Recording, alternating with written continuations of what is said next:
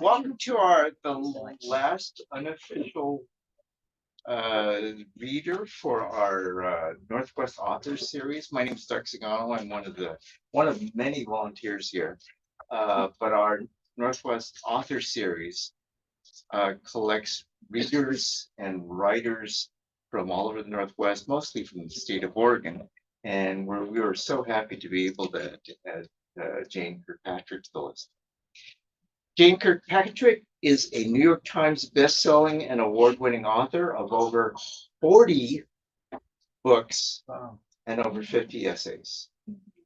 Her many historical novels, mostly based on the lives of actual people, speak of timeless themes of hardiness, faith, commitment, hope, and love. Her works have sold over 1.5 million copies. And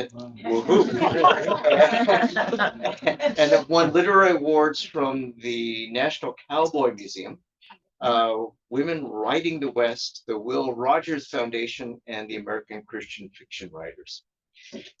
Jane Kirkpatrick says, quote, "I like helping people from the distant past step from their generation into our own to teach and touch us with their lives." And that's exactly what she does in the books. Please join me in welcoming Jane Kirkpatrick.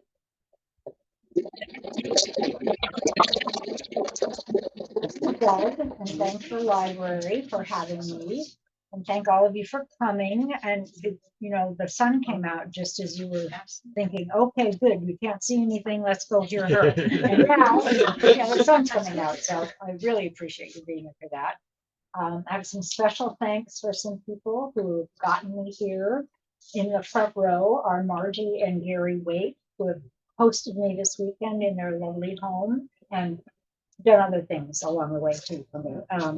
And Susie and Colin Witchen at the end there. Susie's the one that 13 years ago drove up to Woodland, Washington, where I was signing a book at the Halderklager Lilac Gardens and said, "I have the next story for you." And she wanted me to write Mary's story. And I went, "Oh, I think you should write it." But she didn't write it. She just kept sending me information from the history, the museum, and newspaper articles and documents. And she's like a wizard in census records and that sort of thing. And eventually I was won over. And so now you see the first book in what will be a 3-book series, which is called The Women of Cannon Beach. So Mary will anchor all of them, but there will be other Cannon Beach people that you might recognize if you have a Cannon Beach historical interest. Some of you know more about Mary than I probably ever did or do because you've lived here or you know her in that regard. And so I'm always grateful if you can identify in the book. I'm inviting you to tell me that didn't happen that way. You go ahead and do that, send me an email. I will not be offended by that, and I can maybe correct it in the next book. I won't repeat the same mistake. And I always am grateful because there was one series I did where I actually, in the first book, the horse was a gelding. And in the second book, the same horse was a stallion. So reflected that in the next edition. I am. That's important. Important correction, yes. Especially for the horse. Yes, the horse. Yeah, he had a much more interesting life if he'd have been a stallion in the first place. So, but I love speaking to libraries. Libraries are I find from a lot of people who come right to me and say, I found your book in my library. I'm really grateful. And one time I found a guy wrote to me and said, I was looking for a Stephen King novel that I hadn't read yet. And Kirkpatrick came right after that. So he found me by mistake, but he kept reading me, so that's great. But libraries, have been around a long time. Benjamin Franklin, who supposedly started the library system, said that you should never loan your books out because people are notorious about not returning them. And he said, in fact, I have an entire shelf in my library made up of books I have failed to return. We can love him for that. And then there's this wonderful story that I haven't ever been able to document, but I've read it in several places, that said that the great library of Alexandria, the ancient libraries were all the, when you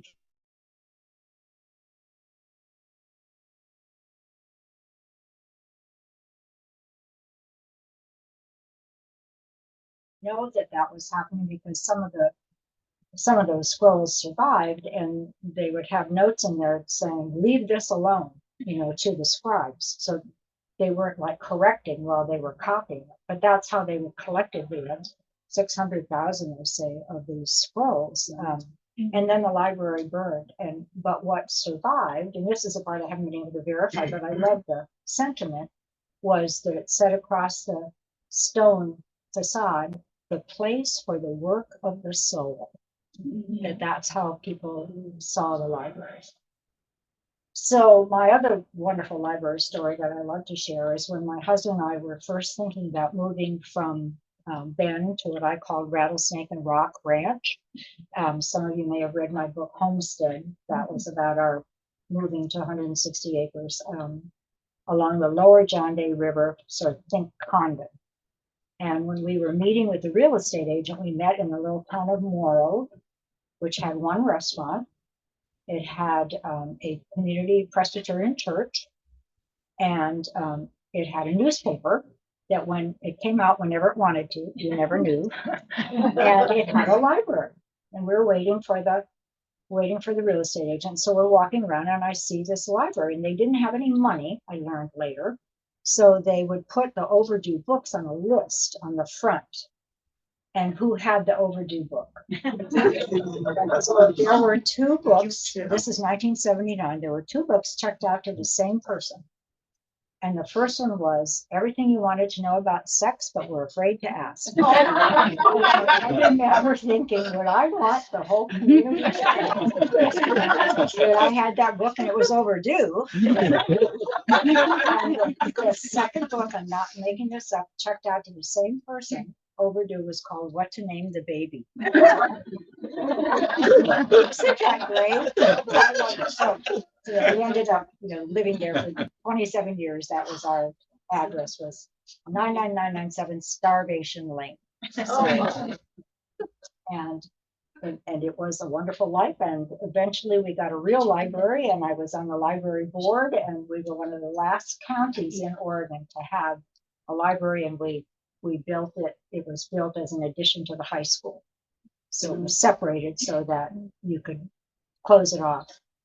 But it was a community effort. So libraries are very important, and I'm glad you have one here. And of course, Mary was a part of the early library in Cannon Beach. She helped get it started. So I thought tonight I would, some of you may have come this afternoon, and I'm not trying to say the same thing, so that those of you who heard me this afternoon, you don't get to sleep. Hopefully, I will say something different. But I want to tell you some stories, actually, because that is what I do, and I did share that with the group this afternoon. But that's what we all do, because stories are the most powerful way we have of organizing human experience. D.H. Lawrence said the stories tell us who we are and who we will become.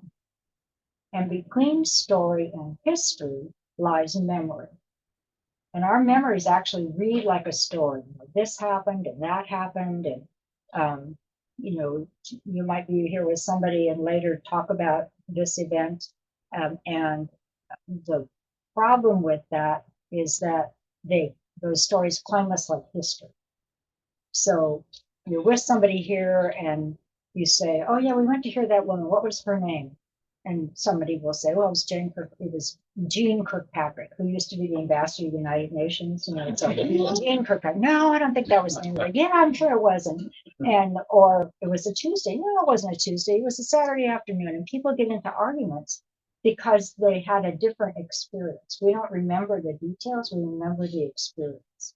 And that's part of what happens with actually family dynamics a lot, are because the history is different than the memory. I think that memories are meant not to hold us hostage, but to transform us, to change us in the present. And that's part of the power of story, to help us change those stories. We know that some of the work being done in Baylor University, for example, with children who have had traumatic experiences, you might not even know what the problem is for them, but they don't respond to the usual kind of counseling that I was trained to do back in the day. But what works for them, what helps them, is music, dance or movement, like woodworking or quilting or gardening, art, whether it's painting or photography, and story. So if you have a child in your life and you have the privilege of reading to them, you can't know what gift you might be giving them as they work out the kinds of trauma that they might be dealing with. A lot of teachers have told me that they know those kids because they only have 3 days to teach them. Because on Friday, they're gearing up for the anxiety of the uncertainty of the weekend, and on Monday, they're recovering from it. So story can be just so powerful, and that's why children's books are so great. Sometimes people have said to me, well, I used to love to read, but I kind of got away from it, and what would you recommend that I start with? And I always tell them, go to the library, look for the Caldecott winners and the other winners in children and young adults, because those are the people who are writing, I think, really remarkable books, because kids won't take 300 pages or whatever this is to get to the point. You know, you have to get through that and get to the heart of the story. So stories come in lots of shapes and sizes. This is another story. I wrote a book about, it was I came across a footnote that was with Ezra Meeker. Some of you may remember, he was a big Oregon Trail guy, and even in his 90s, he was trying to save the Oregon Trail, and he took a wagon frame back to try to identify and, you know, mark the trail. And he in 1852 was a young father with a child, and it was their first trip out. And he said, today we met 11 wagons headed by women. And they had, all of their men had been buried on the trail. And I remember reading that and thinking, wow, there's a story. You know, what do you think happened? And Jerry was driving, and we were sort of speculating about it. And I would tell my women friends about that quote. You know, what do you think happened? And they would all speculate with me. And I would tell my men friends about that, and they would look at me with that deer in the headlight look. And they'd say, you want to write a book about all the men dying? Who would read that book? They would. So, you know, it didn't take me, I wasn't a rocket scientist to figure out that women buy 80% of the books, but men make 85% of the publishing decisions. So I thought about, what was that quote really about? Was it really about just men dying on the Oregon Trail and women coming back? Or was it about, when we get bad news in life, we want to turn around and go back? You know, and we don't get to.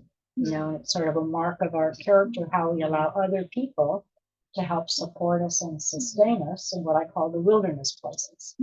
So I did write that book. It was my biggest seller. It's called All Together in One Place, and it turned out to be a 3-book series.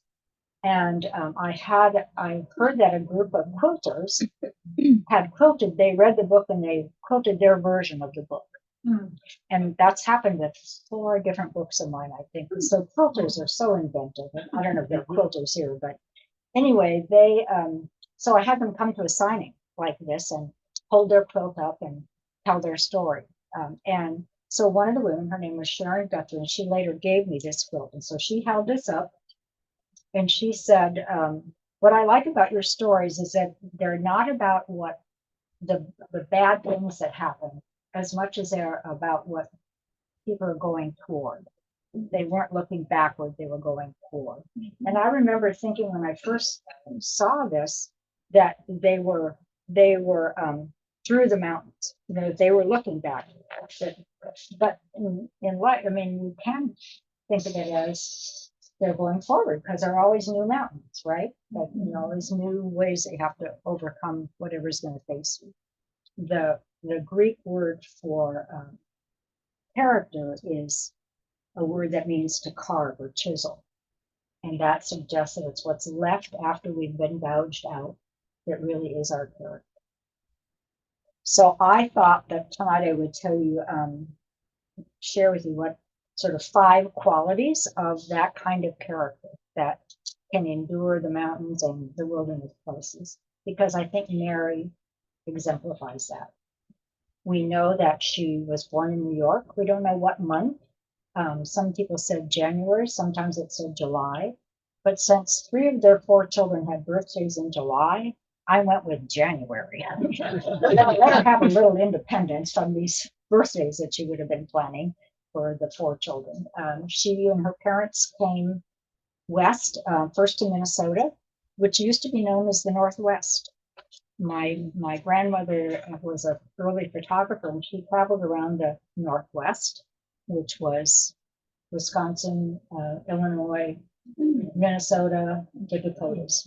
That was called the Northwest. And then they left Minnesota and came to Shoals Ferry. And then they eventually ended up in Nehalem. They couldn't go any farther west, apparently, without going into the ocean. So, and they had a dairy there, which is a really great connection for me because my parents were dairymen in Wisconsin.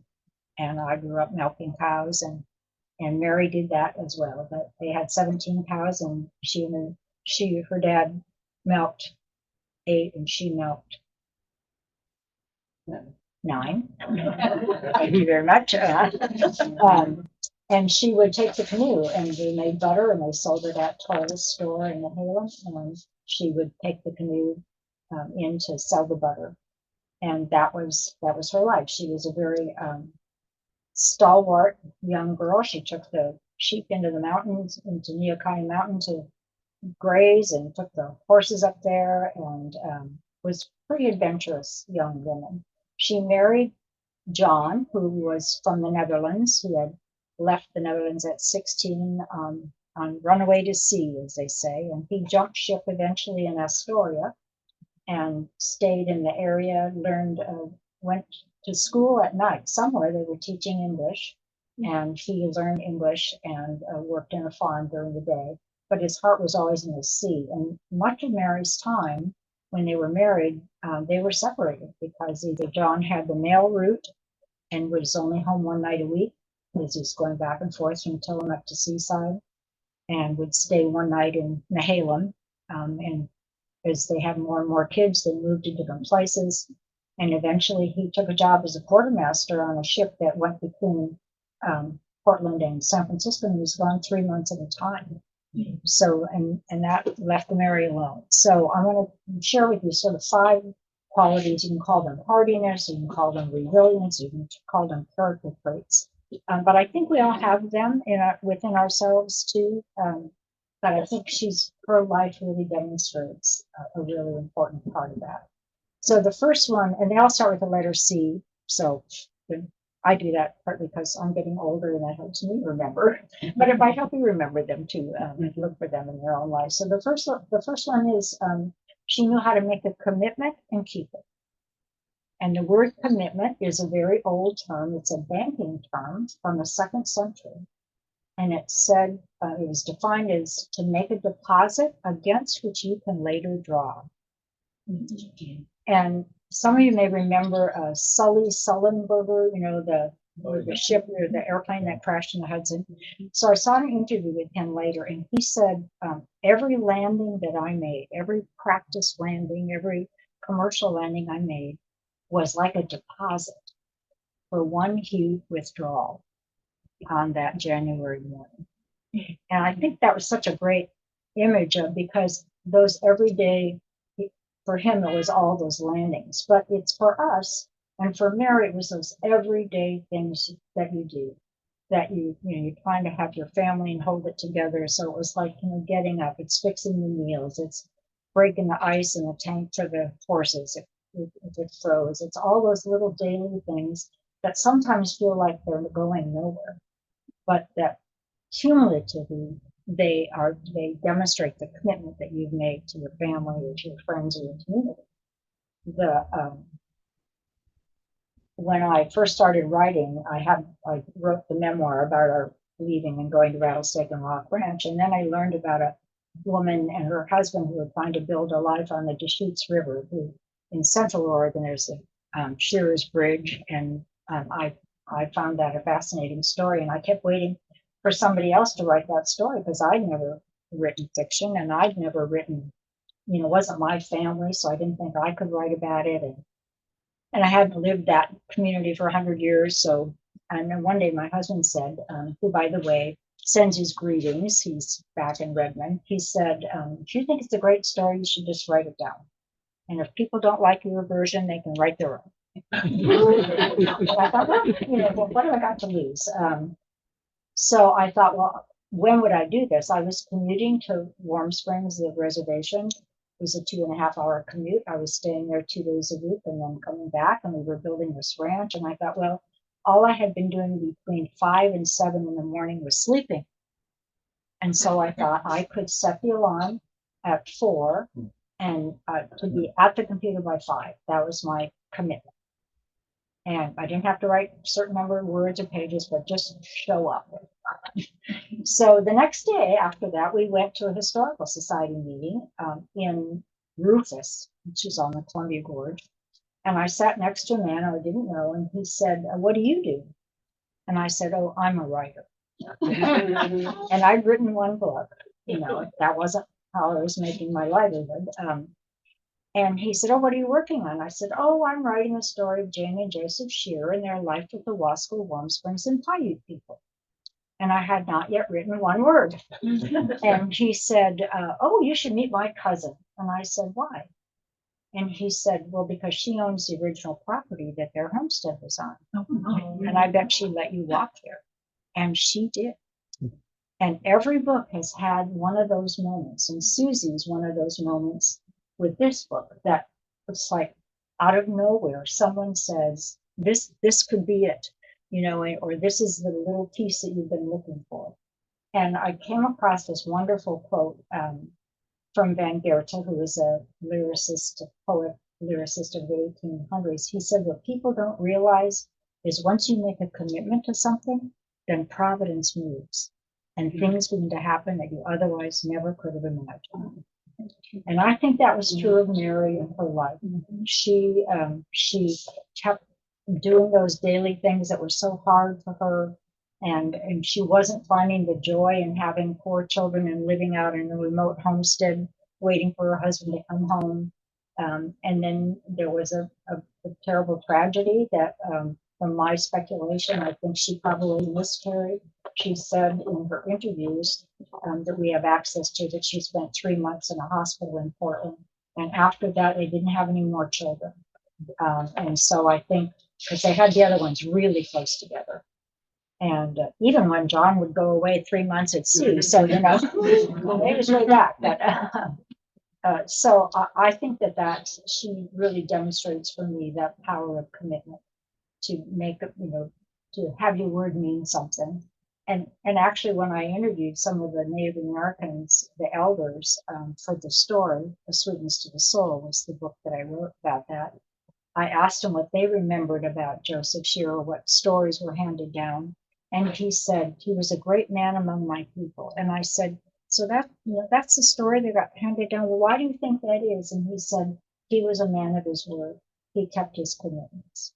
And so I think that's part of the legacy that goes on after us. And part of Mary's legacy is that she knew how to make a commitment to people. The second thing I think is that she learned eventually what she had control over and what she didn't have control over. And we don't have control over very much, but we do control our attitude or how we're going to deal with something in our world. And I think sometimes we start to feel victimized by our family, our spouses, our government, our employers, or whatever it is. And there are always 2 things you can do when you feel like a victim. And one is to increase your curiosity about what's my part in this? What am I dealing with? How am I contributing to the changes in my life that I don't like? And a great example that a woman told me about was when she was complaining about how she had lived through 4 different hurricanes. And I said, well, why do you think that is? And she said, I don't know. And I said, could it be where you live? And that you've chosen to live in Florida? So if you really want to feel victimized by the weather, you might want to take a look about what choices you made about where you live, or figure out how to live in a state that has a lot of hurricanes. So, and the other thing is to increase your compassion.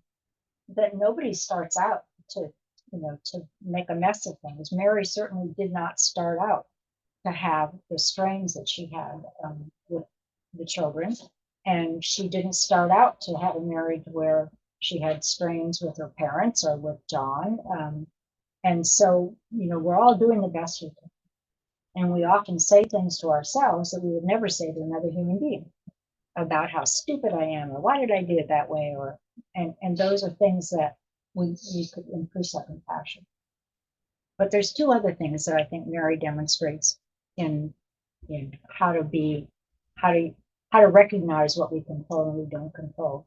Is that at the lowest point, when someone's in the cellar of sorrow, the question that she would ask herself, I believe, and that we all at some point get to, is to ask ourselves about getting clear about what matters in our life, and then having the courage to act on it. And at least in my own life, those times when I've just felt overwhelmed and like this can't go on this way, I can't handle this, is if I always come back to that, okay, what really matters? Get clear about what really matters here, and then have the courage to act on it.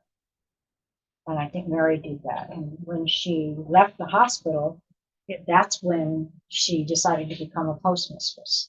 I always say that wrong. She was never the postmistress. She was the postal carrier. The postmistress was, for this area, was Lydia Austin. And Austin's had a hotel that was actually a competing hotel with the Elk Creek Hotel. And that hotel was built by the remittance man, Herbert Logan.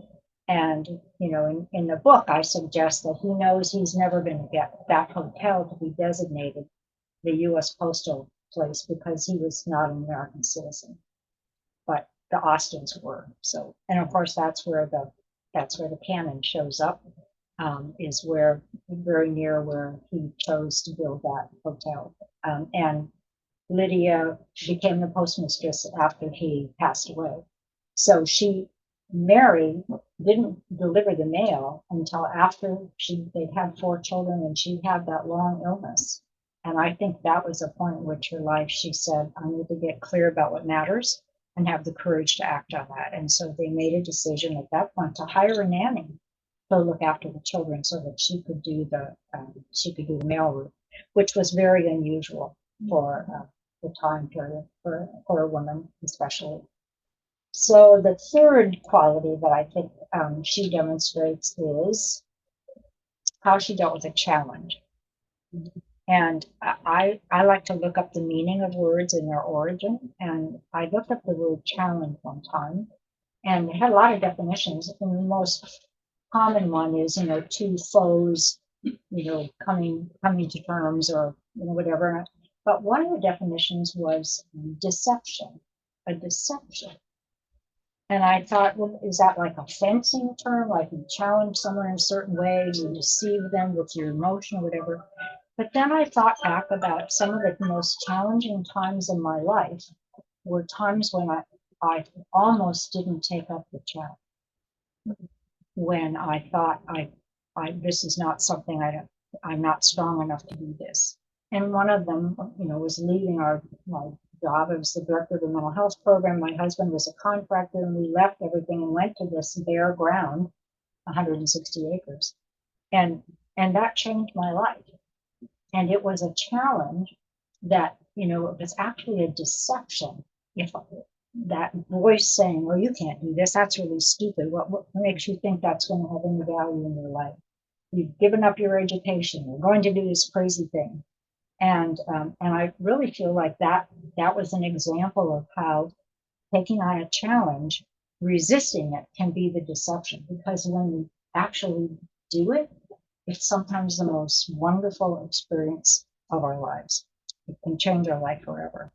And I think for Mary, maybe that she realized when she came out of the hospital that she was an adventurous woman. She was somebody who wanted to be engaged in the outside world, and that the traditional role of her as a wife and mother was not enough for her, and to have sort of risk what the community might say about that. And we do know that there were people who commented about the fact that she wore split pants, or that she rode the horse.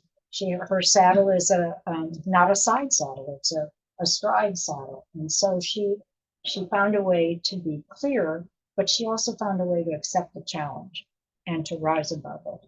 And I think that's why she's still remembered today, because she was inspirational, and she dealt with it with an attitude of, this is where I am. I'm not going to let this destroy me, and I'm going to do those things that have to be done. She was very intrepid on the trail, and didn't see, some of the weather conditions she'd have to deal with. I did wonder, and somebody here might be answered that. That whiteout moved in this afternoon, and we couldn't see the rock. It just got so white. I wondered if a horse would be able to go through that. Would they, those of you who are equine people, so you could let the reins go and the horse would get you through and find whatever, because I thought that would have been, she probably experienced that kind of a challenge, and it didn't turn her off. She kept going. So the fourth quality is community, that she knew the importance of community. And they got married on a Saturday, 11 o'clock in the morning, but they didn't hold the party until Monday, because they knew it would go on all night. And it was she said in her interview that it would have been really offensive for the party to go from Saturday night into Sunday, because that was a sacred day. That was the Sabbath. And the party was an important part of that community. They had lots of dances, and they would always last all night long. And then people would have breakfast in the morning before they go home, because they came, or they'd have to wait till the tide. If they came from the river, upriver, they'd have to wait till the tide turned or whatever. But she understood the importance of community. And I think that, John had a harder time accepting help from others. And a lot of times we do. We just we want to be independent. We want to be able to say, well, I can do it myself. I don't need other people to help me. And yet it really is a gift to let other people help you. If somebody says, hey, I'm going to Portland for X, Y, and Z, and I can stop and pick this up, would that be helpful? And we say to ourselves, well, that would be helpful, but I don't want to bother you. But it actually is someone's, it's a gift you give them to say, no, that would be great if you would help me do it. And, just like Marty and Gary offered me to stay at their place, and it's like, that's just like a luxury, but thank you, but it's a gift. And I hope that I give that back. Or Susie and Colin have done, they prepared all the food that they put in there. They've driven me around, shown me places, having never lived on the coast, that they are part of my community now in my life. The prefix in the word community, COM, at one time meant the exchange of burdens. And I think that's what community does. It allows us to make those changes. And in some communities, we feel safe enough to actually bear the real burdens. I mean, that we expose them, and so other people can help us carry them. The Native people, at least in the Wasco Warm Springs people, and I've seen these in other places, have burden baskets, and they're shaped like a tornado, and they would carry them on their back with like a pump line around their forehead. But it was open, and so people could see what their burden was that they were carrying, and they only put essentials in it because otherwise it would be too heavy. And sometimes I talk to school kids and I ask them what their burden basket is, and it's their backpacks. And they know that it's all those little zippered pockets, because you have to place the burdens.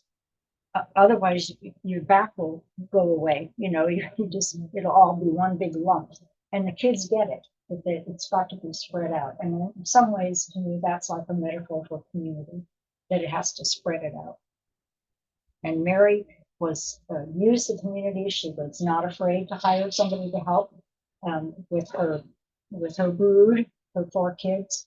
And later on, they have some great tragedies with Belle, the oldest girl, and with Donnie, their oldest boy. And the community is what came to support them in that kind of trial. It's not in the first book, so you have to read the second book to figure out and see what happened actually. And then the last quality is one that I just call coping. And this, some of you will recognize, is a coping song. And when we were building our place up in the river, my husband was sort of grumpy that day, and he sent me down to the shop, and he said, go get a hacksaw. And I thought I knew what a hacksaw was, and I brought it back. It's longer, narrower, but I brought one back like this too, and I gave him a hacksaw, and he was happy. And when he got done, I said, well, what's this called? And he said, well, that's a coping saw. And I said, you mean like I have trouble coping with you? That's a good mental health maybe. And he said, yeah, it's the same word. And I said, what's it used for? And he said, it's used to fit things into tight places, like a cabinet into a corner or picture frame or something. And I still didn't get why that would be called a coping saw. He said, well, it's the blade. The blade is really strong, but it's also really flexible.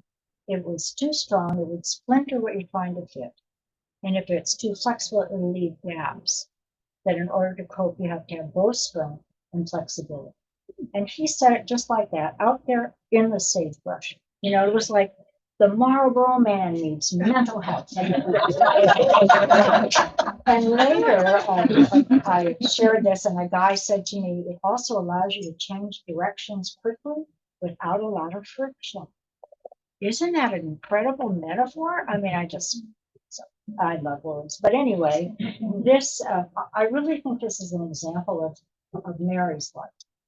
She had to become strong when John was gone for 3 months at a time. When the homestead home, there was a common practice at that time that a lot of people just abandoned their homesteads. It was hard work to make a life here on the coast. And people would just abandon them, or there would be complications with deeds and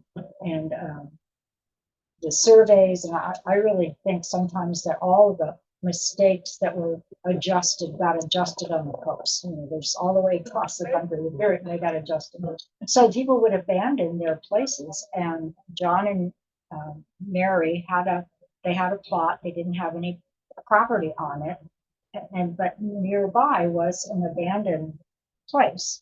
And so Mary suggested that they stay there while they built their property, and it burned out. And so they never knew who was the owner of that, never came back. But it was the beginning of many different places that they had to move to try to make a life. It was a very hard scrabble. That word you may hear. Really, the people who have endured here on the coast are really excellent examples of that. So she was very strong, she was very flexible, and she had to figure out how to change directions quickly without a lot of friction. So if you think about your own lives and your own ancestors, chances are you can identify those qualities in those people. But I think that's one of the reasons why I like to write about these actual historical pioneering people, is because they do demonstrate the very qualities that we still need today. It's still the things that still need to help us endure and get through the hard times. So I'm going to just close with, and we'll have some time for questions. I wanted to tell you about this book. This is a poet. Her name is Danica. I got to pronounce it right. Hanukkah Stone. I'm terrible about pronunciations of names, especially if I've just read them, but I haven't heard them. And this is a sad, it's just a unusual story. My nephew asked me to officiate at his wedding. This is a couple of years ago, and I met his fiance, And her last name was spelled Melin, and I thought it was Malin. And so it was northern Minnesota. It was cold. It was an April wedding. It would rain the night before. It was an outdoor wedding, and so we didn't have a rehearsal dinner. And so the day arrives, it's 45 degrees, we're all shivering, everybody's out there, and I say, today we are gathered, to witness the marriage of my nephew and Danny Malin. And my nephew goes, Dolly. And I said, what? He goes, hey. And I said, so what? He said, our last name is Malin. And I'm like, oh, I would have gotten that during the rehearsal. But anyway, so I had to announce to the entire congregation that I said, apparently all these years I've been calling her Danny Malin, but no, it's Malin. And so it was important to correct it because her father died in a drunk driving accident when she was just a baby. And so she was raised by her stepfather, but his family was there at the wedding. So pronouncing the name correctly was important. So I think it's Dana Hanukkah Smith. That's all I'll remember. Or Stone. And she lives in Wheeler. And several of her poems, they're all about the sea. And she would say they're all about her, but they're all about the sea. And I was able to use some of them in the opening of my of each of the books. But I also wanted to read to you. Oops, that's not my book. This is my book. This is Mary was also a poet, and she wrote a book about Haystack Rock. And I can find it really fast. I thought I marked it, but all right, I may not tell you it. You can look for it in the book.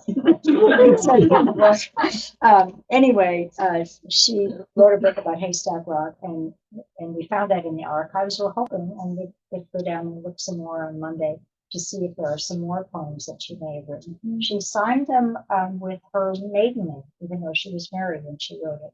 So I think that was her way of sort of maintaining some of that independence yet that she wanted to have. And Dana, the poem that I picked for the first part of this, I told the group this afternoon that the front part, I usually have a poem or a quotation or something. And while I'm writing, I'm always trying to think, this is called the front matter. I'm always trying to figure out what am I going to have for the front matter, because I think it's the first time I have to tell a reader what I think the book is about. But it's the last time. Because once you read the book, you'll decide what the book is about. And it may not be anything that I thought about at all. I remember reading an interview with Ivan Doig, who was a National Book Award winner and written some wonderful books. And he said the best part about writing for him was the revision part, because that's when he found out what the book was about.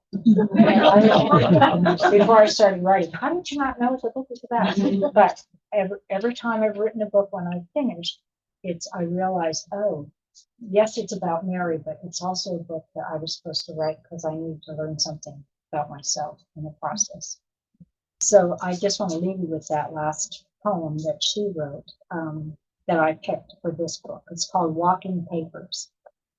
Further each day, anointed with spray, holy water. Wayward daughter, for sky, for stones, for strength in my bones, salt of air, walking is prayer. So I hope that you will find the book. The library obviously will have it for you to read, and that you will recognize within yourself those qualities of, that resilience and character building, the commitment, the control, the challenge, the importance of community, and being the coping sort of souls you are. Actually, I included that little thing between Jerry and I in the book. And this is actually from Florida. So this is Florida Rattlesnake. But a man read that book and he sent me this.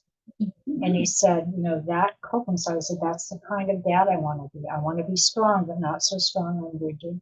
And it's the kind of husband I want to be. I want to be strong, but not so, I want to be gentle, but not so gentle that we walk away.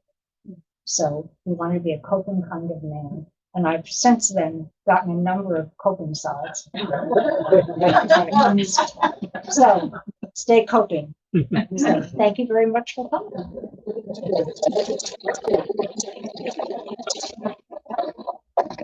And Doug said if you had questions, Is there I'm time for open to questions? that. Mhm. I take it you're working on the second book, or you're done with it, or almost done. The second book I just sent off after the final edit, so it's just been titled, and we just got the cover worked out. I can't reveal the cover until June 11th. But the title is With the Enduring Tides.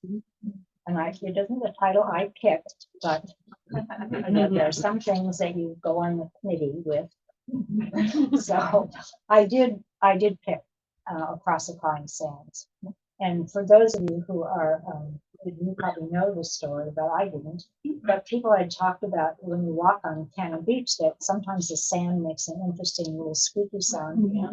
And that the native experience with that is that during that 1790 whatever year of the tsunami, that native women, when the tide went way out, they went out to gather up mussels and so on, and then the tide came in, and many of them died. And so the native story is that sound that you hear is the women crying on the sands. Yeah, so that's where the title is from. Question. Yes. Do you still write early in the morning, or have you finished your writing? No, I still write early in the morning. I don't get up at 4. I do get up at 5. And I don't write, when I was writing most of them, I was commuting, or working full time. We had the ranch. And so that was the only time I could write. But now I can, I get whole days when I could write. But Jerry, as some of you know, if you get my newsletter, Jerry's been, has a lot of health issues. And so I'm getting up and working early from like 5 to 8 or 9.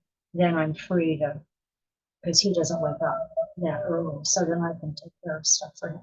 And I just find I just have more energy in the morning, and it energizes my day then by working. I used to think if I got up that early, I'd be dead. I'd be just exhausted to do real work. But that hasn't been the case. It is more energizing than not. So, yeah. Yes. I got the impression that your talk this afternoon that Mary was married when she was 16. Is Yes. that not right? Yes. And how old was John? He was 8 years older. So what's that make him? 24. Yeah. And they got married on his birthday, so you could remember, I think. So, anniversary day. Yeah, she actually, she was 16, and in Oregon at that time, you had to be 17 to get married without your parents' permission. So that was one of the things we discovered that was sort of intriguing in the process, is that when her father signed the permission, he signed it not for Mary Edwards, but for Minnie Edwards. And so that was kind of one of the early openings of her origin questions. Where did she come from? And the fact that we didn't know what her real birthday was. And there were just, little things. And those of you who know her story know that she was in fact adopted. But what we discovered in some of the research is that yes, she was adopted, and no, she wasn't. And so you have to read the second book to find out about that.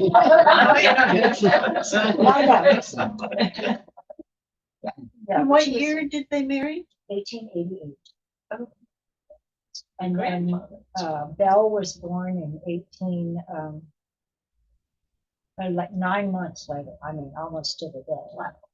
And then Johnny was like about 14 months later, and then Leonard was another 14 months or so, and then Alice, and they were all July, and then Alice was born in December, like another year and a half later. And it was just, so. And then her parents, they lived with her parents according to census stuff. They were living with her parents off and on, which I think was, that the importance of family in their life. But then the parents moved to Shoals Ferry, and I think that became part of the crisis for Mary, a real challenge, because she didn't have them close by to help sustain her and support her with John out of the picture so much. So she had other friends. I believe she had a Nehalem friend, and they were named of Jewel. And I was driving in here and I saw there's a town named Jewel. That maybe that was sort of, I don't know what that is, but that was her name, Jewel. And I actually have a Worms friend whose name is Jewel. So and at the end of the first book, she sort of disappears from the book and doesn't see Mary, especially since their family was in Shoals Ferry, and that's why Mary was in the hospital in Portland. And so I've heard from several people who have read the book saying, well, I sure hope she finds out what happened to Jewel. What's going on with Jewel? And I remember saying to my friend in October, before I'd written the second book, I don't know where Jewel went. So we need to think about it. You got to help me solve this problem, because she disappeared from the book, but I'm not sure where she went. But I found out where she went in the second book. So it's yes. You also said that her husband was the mail carrier. He was also. For how long and when? He was carrying the mail when they got married. And he had the contract, and then he would split it sometimes with a man named George Luce, Luce, I think it was. And he's the one actually who told John that the cannon had been discovered and to bring his horses. John did lots of different things, and they had horses, they had a livery, he did logging, he worked on the road, and Mary actually cooked. She left the Bell with her parents so she could cook for the road crew. I mean, they were always looking for ways to make money. I mean, they were just work all the time. So, but yes, so he had the mail contract, and then she convinces him, it's my theory, to let her take the section initially from Tillamook to Cannon Beach, and then George Luce would take it from Cannon Beach to Seaside. It was a hard trail between Cannon Beach and Seaside until the road got finished, and then the road had 111 turns in it, so you can't say that was an easy road, but it was probably easier than always just using the beach and having the right tides and so on. So yeah, so they did that, and then when she took, so John was then at home. So there was somebody else that was taking part of that. And later on, she does there's a break in there, and then later on she goes between Seaside and Push. You know where Push? There's a little tiny town, it's a logging town, and you can find it on the old maps. Yes, La Push. Push. oh, it just goes on the map, it's just It's Push. just like where Hamlet. It's what, I think it's like where Hamlet would be. where Hamlet would be, yeah. Push, like push. And how long did Mary do the mail carrier? So it looks like she started in like 1897, I think it was. And there was a break in there, like maybe 1901 or so, and then she does that shorter route for like 2 years, and then she doesn't do it after that. We do know also that they came into Cannon Beach and had a boarding house in 1915, so that she left the mail route then, and John, they had a livery that, they had horses, and they used to rent the horses out to people who wanted to travel with the postal carrier, because she knew her way or they knew their way, and so they'd rent a horse. or two to that, to their drinking size. Yes, Several times in the book, you have, Dawn and Mary, and sometimes just Mary, canoe from their place to her parents in Nehalem. Nehalem. Yeah. So what waterway did they take? It was on the river, the Nehalem River. They lived along the Nehalem River. Oh, And they lived upriver. Their homestead was upriver. And John and her parents were closer to the town of Nehalem, but they were still away from the burg. So yeah, they had homestead as well. So, yes. Do we know the route that they would take? Would they go on the beach always, near the ocean, or would they go upland, or what route? It would depend on the tides, but there are some sections where you just had to, you could only do the beach. But yeah, they would go on the beach. Yeah, as the much as tides they would make a could. huge difference, whether they could get around the rocks or that. Yeah. And they probably had that figured out. And the inland route just took a lot longer. And then like near Coney Mountain, you had to go to the, so. And she had, there's Yeah, some tragedy with a horse on the mountain and, so. well, I don't want to read that. I know. She makes it. They make it in this book. She makes it. Yeah, she makes it. But actually, she was written up by a columnist from the Oregonian, and who they met on the trail at some point. And I think that's what started her more notoriety, because she was a wonderful storyteller herself. And then this guy wrote an article about her, and I think that spread her fame. And then she started the library, and they were just really a huge part of the community. And they had a cow named Callahan that was getting in everybody's yard, so I'm sure it wasn't always really a happy connection to that community all the time. But, Yeah. and apparently the cow was incredibly inventive about getting out of the fences. So, and in early Cannon Beach, it's said that people didn't usually have fences. You just built your place or whatever in the cabin, and it was a tourist attraction, and eventually, the railroad starts the daddy trains on Saturday morning. People from Portland can come and spend the weekend with their families and back. And so, I mean, it was a really invigorating community that had Yeah. a lot of interesting history. So, She would really be thrilled that you written a book about it. well, I I hope she so. I does. hope she would. She's so beloved that I thought, I hope that when people finish reading this, that I don't in any way diminish that belovedness by trying to look at some of the other sort of issues in her life. Yeah, so, How yes, long did she live? so you would ask me that, and I can't remember the. Thank you. It's 1957. Wow. Oh, yeah. Wow. So she was invited to be one of the people that the person who christened the ship, the Oregonian, right? But I think it's the USS Cannon Beach.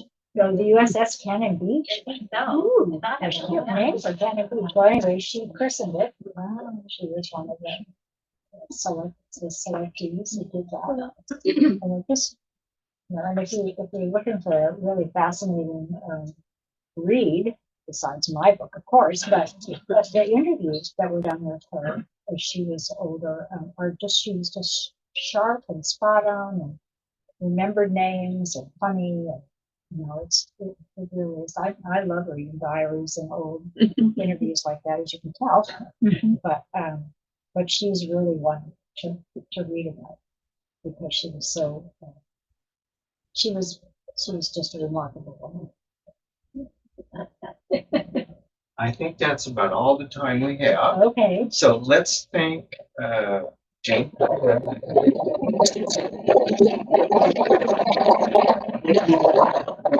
Owning books, and so if you brought books, or if you want to buy one, your books are still there. Also, I wanted to do a little commercial for the Cannon Beach Cottage Charm and Coastal Calm raffle. So we have a package that has that includes tickets to the cottage tour, one night stay in a cottage, a gift certificate for the bistro, and a gift basket full of books and cottage tour memorabilia and wine. And those are available at the library desk. Thank you for coming.